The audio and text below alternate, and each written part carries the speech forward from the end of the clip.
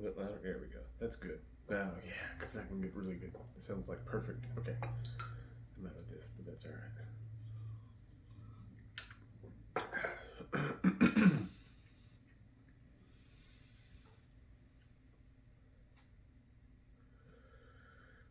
All right.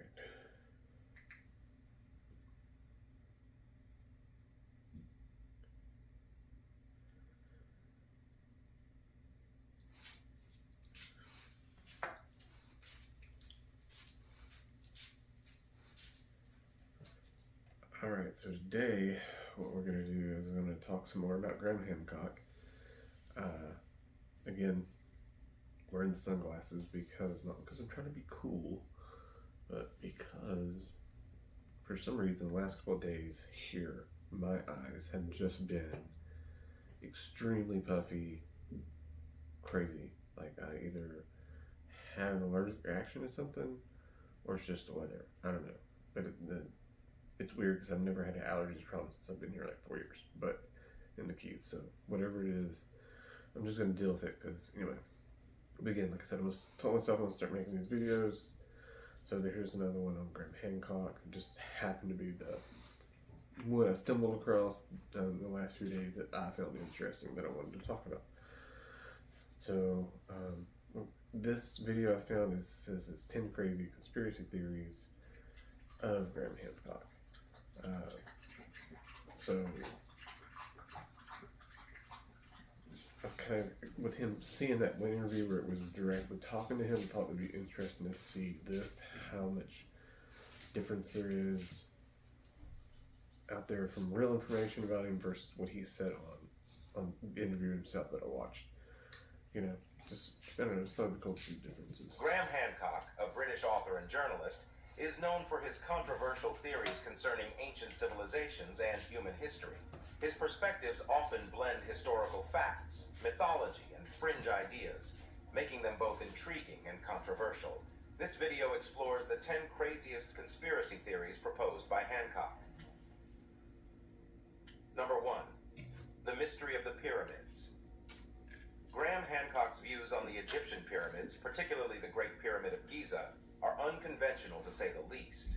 He postulates that these monumental structures are much older than mainstream historians believe. In his view, these pyramids, specifically the Great Pyramid of Giza, could not have been built by the Egyptians of the 4th dynasty around 2600 BC, as conventional Egyptology suggests. Hancock points to the incredible precision and astronomical alignments of the pyramids, arguing that such accomplishments require a level of knowledge and technology that the ancient Egyptians... Yeah, but I thought it was pretty common that accepted that it's why they were built certain places, right? Like, that the pyramids line up to constellations, so I thought that was pretty common knowledge. Egyptians did not possess.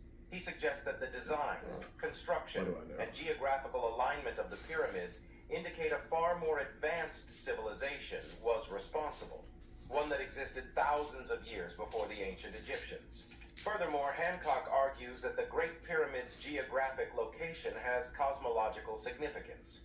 The pyramid is located at the exact center of Earth's land masses, something he believes is unlikely to be a mere coincidence. He also draws attention to the fact that the pyramid's measurements correlate with astronomical constants, such as the speed of light, adding further mystery to the monument's creation.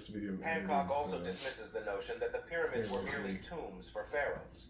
He believes they served a much grander yet unknown purpose, possibly spiritual or metaphysical in nature, with the king's chamber's resonant frequency potentially being part of an ancient yet advanced technology. Yeah, so although his theories on the Great Pyramid of Giza... He covered that in that interview, basically saying that he thought that Egypt, that is now Egypt, was built on top of pre-existing civilization. Basically refurbished it, kind of the bottoms, I guess, or bases of the pyramids are made different than the rest of them, or the tops of them, or something like that. So, work to the legendary city of Atlantis. Based on the works of ancient philosophers and his interpretations of archaeological evidence, Hancock presents an unconventional theory about the existence location, and ultimate fate of this mythical civilization. The idea of Atlantis was first brought to the world's attention by the ancient Greek philosopher Plato, who described it as an advanced civilization that sank beneath the sea around 9,000 years before his time. While most mainstream historians and archaeologists consider Plato's accounts of Atlantis as allegory, Hancock interprets them as a factual report of a prehistoric advanced civilization. Hancock, in his book Fingerprints of the Gods, puts forward a theory that the city of Atlantis was actually located in Antarctica. He believes that this region was once a temperate land before a cataclysmic event, possibly a shift in the Earth's crust, also known as Earth crustal displacement, caused it to move to its current polar position, leading to its sudden freezing. He says now that was the old kind of way he was leaning, I guess, towards. But now that he believes more in the dry impact comet theory, I guess, is the reason why things got warmer or colder, however things went there in that point in our timeline. So this is a little dated, but he said in an interview that he used to think that theory, and then he changed his mind.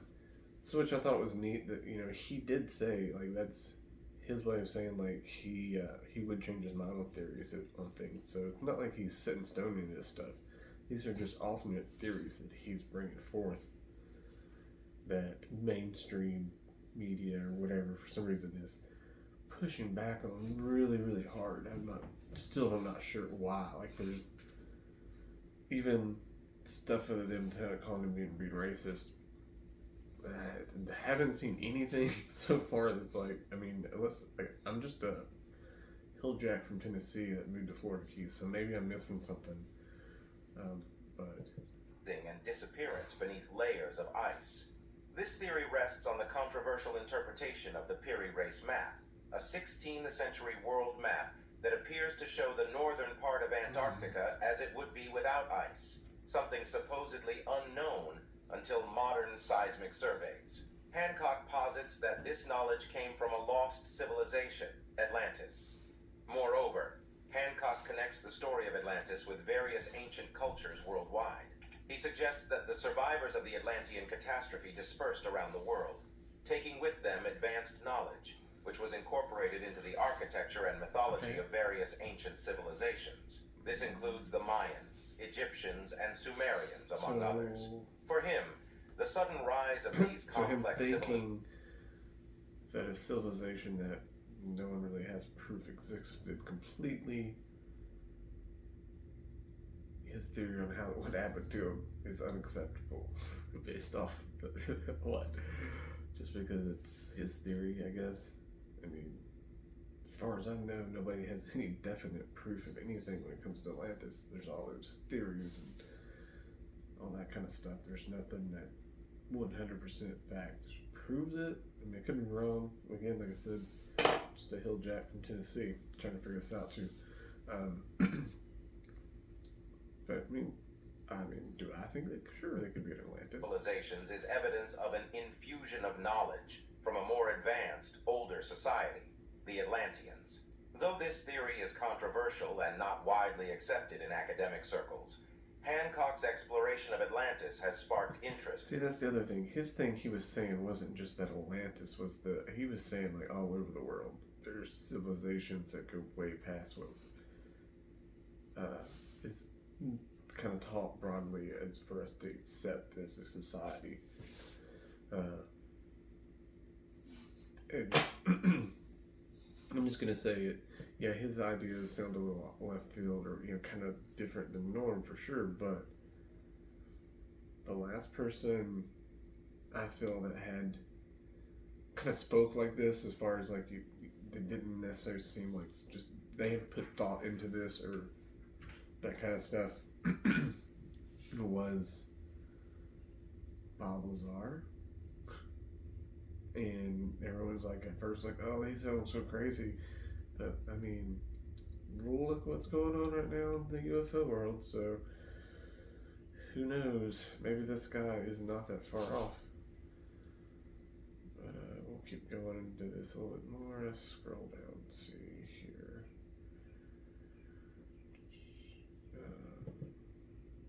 This is actually the second time There's I'm trying nothing to make holding this you video, back. to be What would honest. your thing be? Hopefully I learned from my mistakes the first time go around. Walton University is all about change.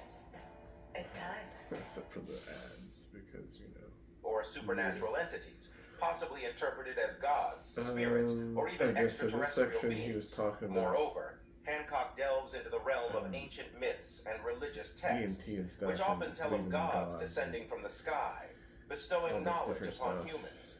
He proposes that these could be interpreted as accounts of extraterrestrial visitation. Sure, why not? He further speculates that these gods may have guided or influenced humanity's early technological and societal development.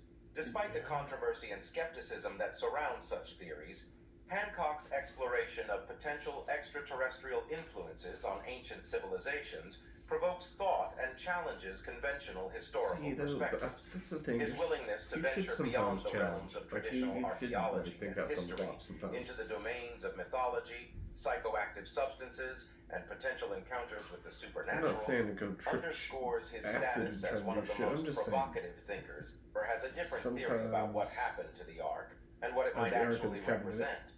He suggests that the Ark of the Covenant was not lost, but was taken from Solomon's temple in Jerusalem and brought to Ethiopia for safekeeping before the Babylonians invaded.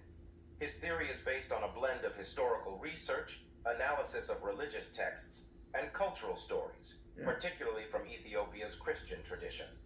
Hancock further suggests that the Ark is still housed today in a chapel in the town of Aksum in northern Ethiopia, guarded by a single monk who is forbidden to leave the chapel's grounds and is the only one allowed to see the Ark. Although no one else is allowed to view the Ark, that one's and thus interesting Hancock's to me too, claims because cannot of the be fact verified. I grew up so The much belief in in its church presence and there hearing is about the Ark. profound. It was described in the Bible that carried it out. I don't know, for some reason it was one of the things that stuck out in my mind a lot. I think it was like because of the fact that it was like so nuclear bombish, they take it off the lid and everybody died around it. I kind of remember even then, like, when it was like one of those things you question as a kid, like, wait, how? Like, I think at that age, and maybe when like 50 years before that, the people wouldn't question stuff like that kind of thing. But as time goes on, people start questioning your religious stories and stuff that is miracle based. They want to have it explained to them in a way they can understand and logically believe in it. So the thing that was going around when I was a kid was some type of like piece of comet that had fell on the Earth and it gave off radiation, and they put it in the gold box to keep it from radiating and to poison, and then they take it in the battlefield, take the lid off, and that was their explanation at the time of when I was a kid of what the Ark was. So it's neat to see that it's now turned to, which I guess a comet, a piece of something like that or whatever, or some future tech could explain it. See what else we've got on here. And among local devotees. But what exactly is the Ark of the Covenant? Beyond its biblical description, Hancock explores its potential as an ancient technology. He posits that the Ark might have been an electrical capacitor capable of storing an electrical charge. This theory is based on the Ark's design as detailed in the Bible, which resembles that of a capacitor. If this were true, it would imply that the Ark was a piece of technological equipment, a product of an advanced civilization. Regardless of the controversy his theories evoke, Hancock's examination of the Ark of the Covenant invites us to... the pyramids also, there's like the gold, at the top, and do something with the sun, it heats it up and causes some type of vibrations and stuff. Reconsider historical narratives and invites intriguing questions about our past. His theories weave together history, religion, and technology, reminding us that our understanding of the past is continually evolving and that mysteries still abound in our human story. Number 5. Supernatural entities in prehistoric art. Graham Hancock's theories reach even further back into human history. Taking an intriguing look at prehistoric art, and the depiction of We're just supernatural basically talking entities. about how In his book, Supernatural Meetings with the Ancient Teachers of Mankind, he delves into the world of cave seems like paintings, questioning the paintings and nature of stuff the where beings people represented talk in these ancient about artworks. Hancock supernatural centers his beings and stuff. exploration on the concept of Yeah, that's therianthropes, kind of like extraterrestrial entities. whatever. Exploring further, They're called- Hancock it's not a suggests crazy these encountered. He considers the possibility thing that nowadays these where entities people might have say acted stuff in about provoking paintings and interpretation paintings of early and human stuff that looks experiences like this or that of our UFO shared human or story. that's, you know, In whatever. Egypt, the Sphinx That- has that long made been a the subject difference. of debate among archaeologists, historians, and And that's what I've alternative seen too, researchers. is the pyramids. Hancock, in collaboration with now Robert even, I Bauval will say, in even Egypt, for me the as a Sphinx has kid, long been a subject of I debate thought among that archaeologists, historians, and it was odd that the way the pyramids, or not the subsequent pyramids, the Sphinx, I always thought that the head looked different than the rest of the body, and almost like there was a water line from the top of it down. But like you could see from here down, like it looks different, right? Like almost, and I guess it was part that was under the sand for a little bit, maybe. But excuse me, still, if it was under the sand, wouldn't it be better preserved? So to me, it was at the bottom taller.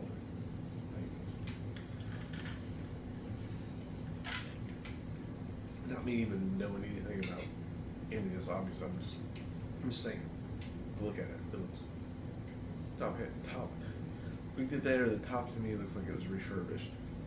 And I always thought that, even like as a kid, the first time I seen it, I thought like that looks weird, that like the head doesn't belong there, and it should be there. So, but again, I'm a kid, what do I know? Not that I know much now either, so I'm just saying. and alternative researchers.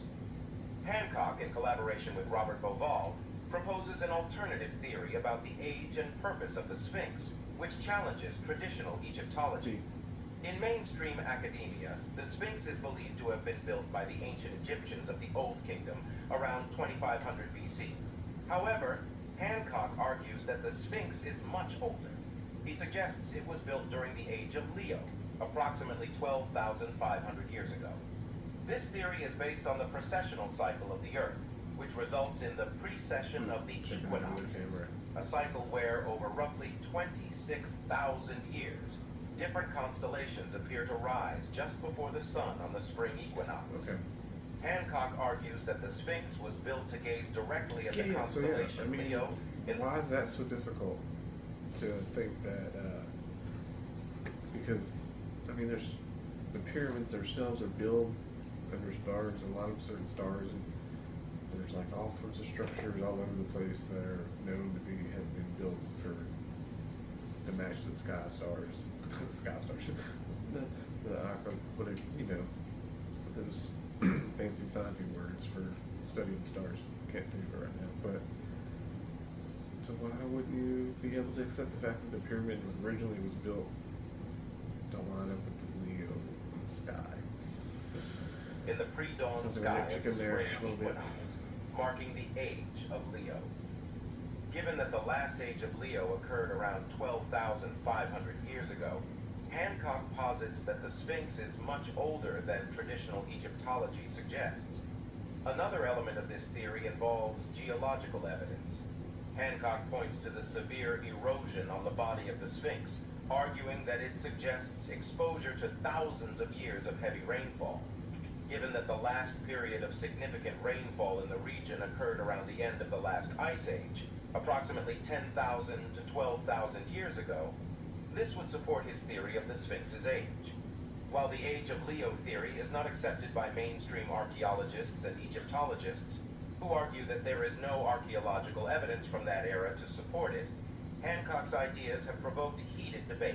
Regardless of the controversy, his theories about the Sphinx challenge established historical narratives and invite a deeper investigation into our past, reminding us that there are still ancient mysteries waiting to be unraveled. No. All right, let's go stop there. Gonna wrap this one up for a minute. I'll do 2 parts in this video. That way, or try to. This is the second time I've first shot this first one. Anyway, so, but they were saying there at the end about questioning. So what's wrong with that? I don't understand. You know, why does that make him so crazy? Like, I mean, I feel like he's just throwing out different theories.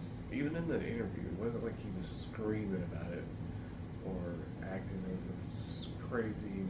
He kept saying, like, you know, these are just my theories. I'm willing to accept the fact if they're wrong, and you know, there's something that comes out and says, hey, look, I can prove that your theory is 100% wrong. He was willing to accept and change that. So, I don't know, I think it's just interesting.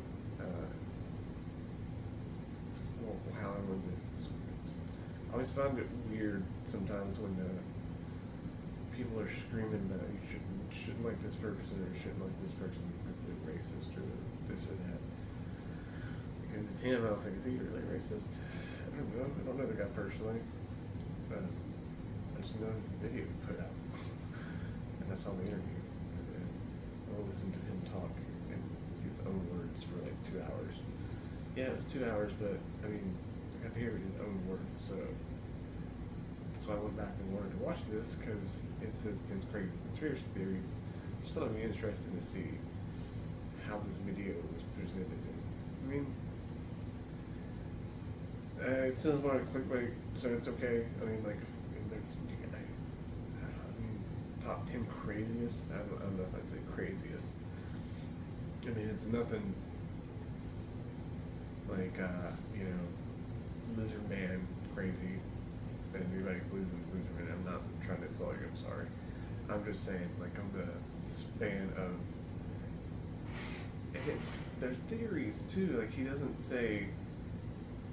I mean, I guess what conspiracy theories are the same thing. It's a theory.